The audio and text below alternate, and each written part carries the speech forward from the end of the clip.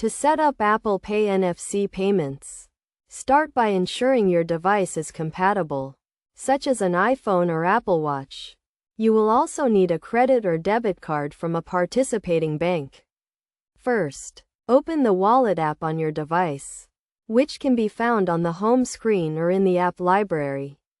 If you do not see the Wallet app, you can download it from the App Store. Next, tap the plus sign in the top right corner of the screen to begin the process of adding a card.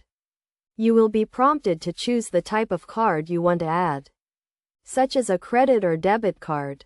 Select the card type and take a picture of your card or enter the card details manually. You will need to enter the card verification value, which is typically found on the back of your card. Your bank may require you to verify your card, which can be done through a text message or phone call. Once verified, your card will be added to the Wallet app. To make a payment, hold your device near a contactless payment terminal and authenticate with Face ID, Touch ID, or your passcode. You will know the payment is complete when you see a check mark on the screen and hear a confirmation sound. It is also important to note that you can add multiple cards to the Wallet app and choose which card to use as your default payment method.